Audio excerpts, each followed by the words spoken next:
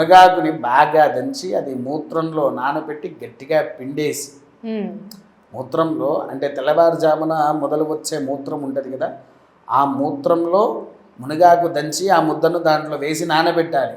నానబెట్టిన తర్వాత ప్రొద్దున్నే దాన్ని వస్త్రగాయం చేయాలి. వస్త్రగాయం చేసి ఇంకో బాటిల్లో దాన్ని ఇలా గట్టిగా పిసుకుతే ఆ పిసికినప్పుడు వచ్చేదే మరుగుమందు, ఇది కాదు. ఉన్నావా?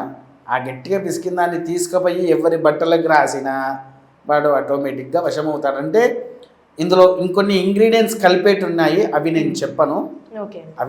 ఎందుకంటే పొరపాటుని నేను చెప్పాను అనుకో, ఎవరైనా చేస్తారు, చేసేసి వాళ్ళకి ఇబ్బంది అవుతుంది. అందుకోసమే దీంట్లో అన్ని ఇంగ్రీడియంట్స్ కలిపేది నేను చెప్పట్లేదు, కొన్ని మాత్రమే చెప్తున్నాను. విన్నారా? అందుకోసమే ఇవి చేస్తే వాళ్ళకు జనాలు అనేటువంటి వట్టిగానే వశమైపోతారు. మళ్ళీ దానికి విరుగుడు మా దగ్గరనే దొరుకుతుంది. ఎవరికైనా కావాలంటే చెప్పండి, మేము విరుగుడు చేస్తాం.